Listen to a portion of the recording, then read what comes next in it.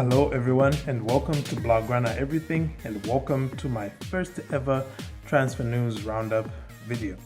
Now, I often just mention transfer news and rumors kind of like in passing in most of my uploads, but this time around I'll be solely focusing on Barcelona's transfer activities for the just ended week. I'll give my take on the pros and cons of each signing or rumored signing, as well as look forward to what other activity we can expect to see from the club in the transfer window.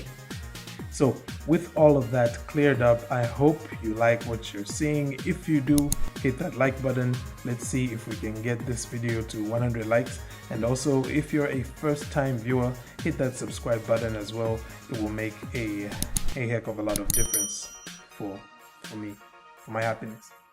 Alright, let's get started.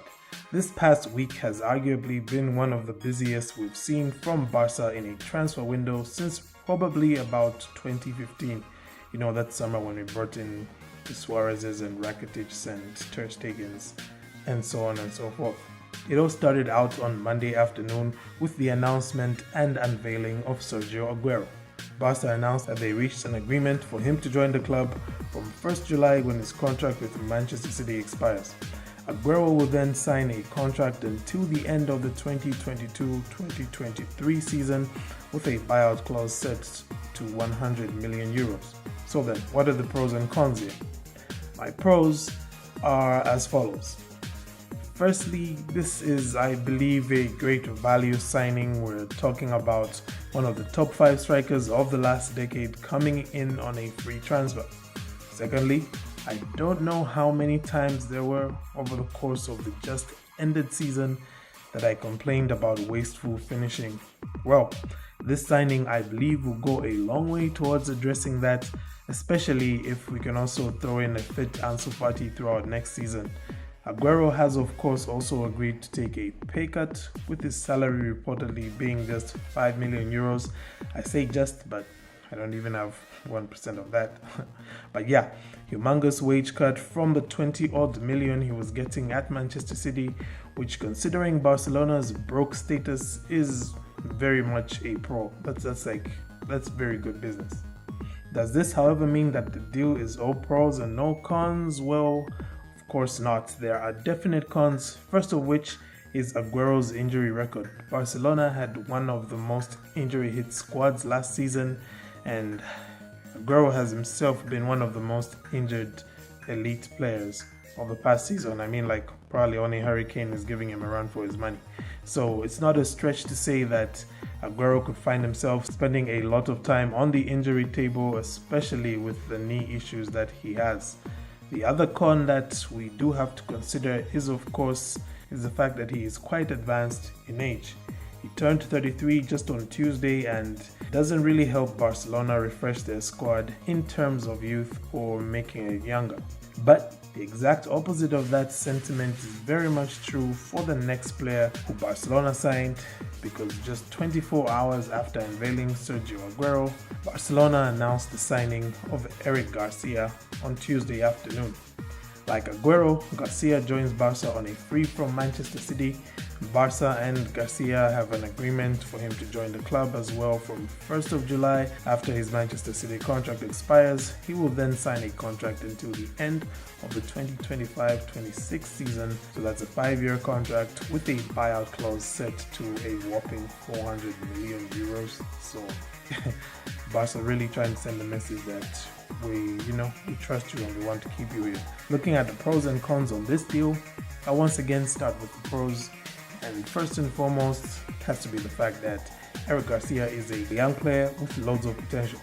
Now, you probably see a lot of City fans, like on Twitter or whatever, and maybe some Premier League fans as well, tell you things like Eric Garcia is overrated, that is not a very good defender at all. But I'll start by reminding you that this is a kid whom both Pep Guardiola and Luis Enrique, two of Barca's best ever coaches, hold in high regard, and prior to him rejecting a new deal at Manchester City, Pep Guardiola was quite eager to keep Eric Garcia.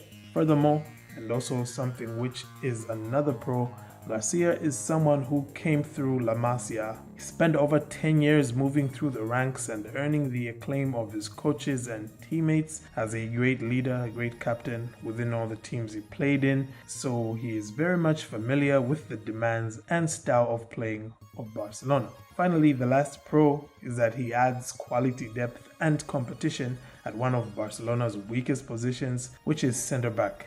In making that point, however, I also have to address the one con in this deal, which is that he is not yet good enough to step into the first team on a regular basis and be an automatic upgrade on the likes of Gerard Piqué, Ronald Araujo or Oscar Mingueza. But then again, for a 20-year-old, you would expect that, so here's to hoping that he will eventually reach the highs that his talent promises.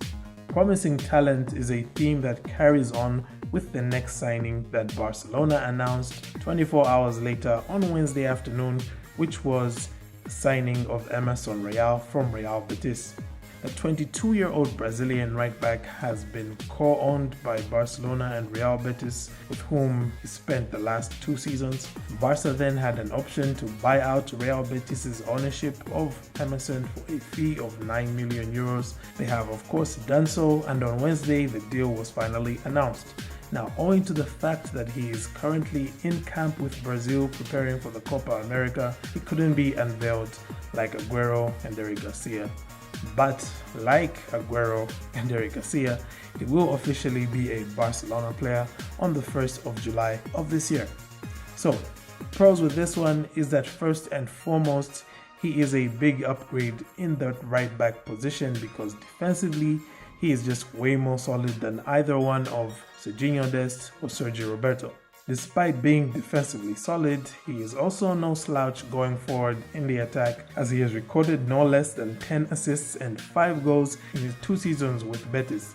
And just for some perspective on that number, only Jordi Alba, Kieran Trippier and Jesus Navas in La Liga have managed to provide more assists than Emerson Real over the past 2 seasons. So he's definitely more well-rounded than either one of Roberto or Dest. Secondly, this is once again a great value deal. A first-team quality player coming in for just €9 million, despite having an estimated market value of $25 million according to Transfermarkt. So this is certainly the type of deal Barcelona need to make more often if they're ever going to recover from their current financial malaise. Also, importantly, like Eric Garcia, this is a young player who can serve the club for many more years and definitely one who helps bring down the average age of the squad. With all of that said, there's no such thing as a deal without any risks, and really the only risk or con involved in this deal could be that, like his fellow former Real Betis fullback Junior Firpo, he could just fail to catch on and fit in at Barcelona.